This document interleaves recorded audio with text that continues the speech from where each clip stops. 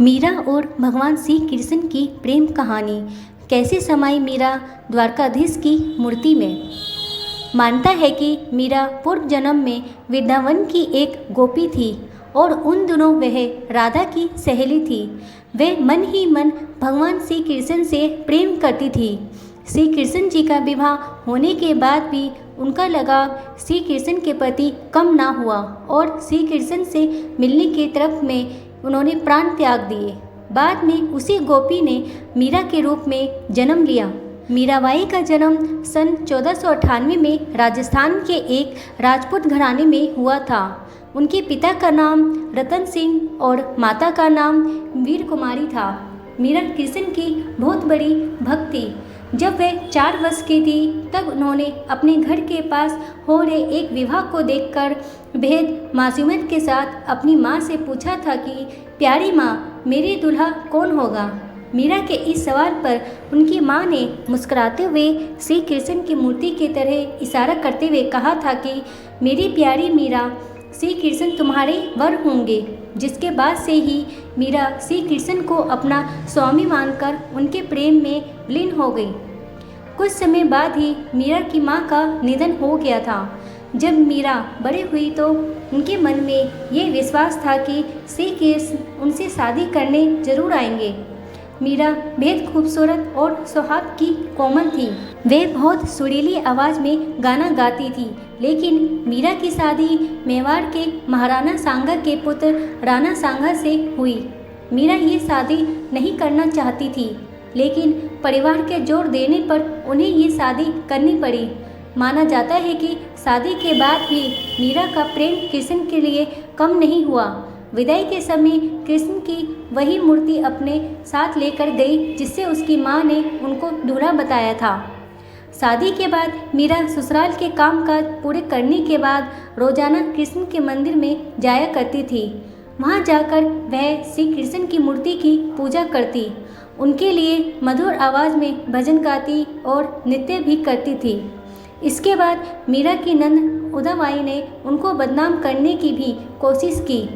उदाबाई ने अपने भाई राणा से कहा कि मीरा का किसी के साथ प्रेम संबंध है और उसने मीरा को उस व्यक्ति के साथ देखा है। यह सुनकर राणा बेहद क्रोधित हुए और आधी रात बहन उदाबाई के साथ मंदिर जा पहुँचे। मंदिर पहुंचकर उन्होंने मीरा को कृष्ण की मूर्ति के साथ अकेले में बातें करते हुए देखा। ये देखने के बाद वह गुस्से से चिल्लाए, मीरा, अपने जिस प्रेमी से तुम बात कर रही हो उसे मेरे सामने लेकर आओ। उसके जवाब में मीरा कृष्ण की मूर्ति की ओर इशारा करके कहती है कि ये मेरे स्वामी हैं, इनसे मेरा विवाह हुआ है।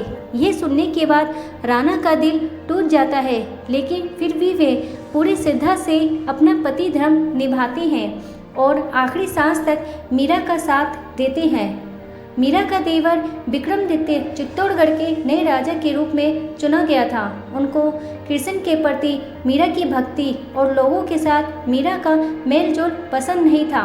उन्होंने मीरा को मारने के लिए फूलों की हार की एक टोकरी भेजी जिसके अंदर जहरीला सांप था। मीरा ने जैसे ही टोकरी खोलकर देखा तो उसमें एक खूबसूरत मूर्ति फूलों के हार के साथ पाई। इसके अलावा विक्रमादित्य ने मीरा को मारने के लिए प्रसाद में भी जहर मिलाकर भेजा। मीरा जानती थी कि उस प्रसाद में जहर है, फिर भी मीरा ने वो जहरीला प्रसाद ग्रहण कर लिया क्योंकि उन्हें विश्वास था कि कृष्ण जी उनको जहर से बचा लेंगे। जब मीरा को मारने की कोशिश हद से ज़्यादा बढ़ गई तो मीरा ने तुलसीदास को एक खत लिखकर उनसे उनकी राय मांगी। तुलसीदास ने जवाब में लिखा कि उन्हें त्याग दो जो तुम्हें नहीं समझ सकते। भगवान के लिए ही प्रेम सच्चा होता है, दूसरे रिश्ते झूठे और वक्ती होते हैं। माना जाता है कि जन्माष्टमी के पर्व पर द्वारका में कृष्ण के मंदिर में मीरा कृष्ण से कहती है कि ओ गिरधारी, क्या आप मुझे बुला रहे हैं? मैं आ रही हूँ। मीरा को ये कहते सुन राणा और वहाँ मौजूद सभी लोग हैरान रह जाते हैं।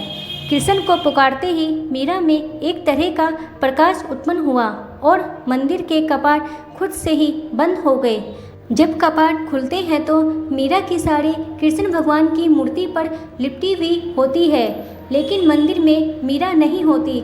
सिर्फ मीरा और उनकी बांसुर की आवाज़ सुनाई देती है।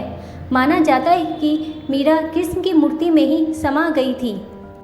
उम्मीद है दोस्तों आज की कहानी आपको पसंद आई होगी।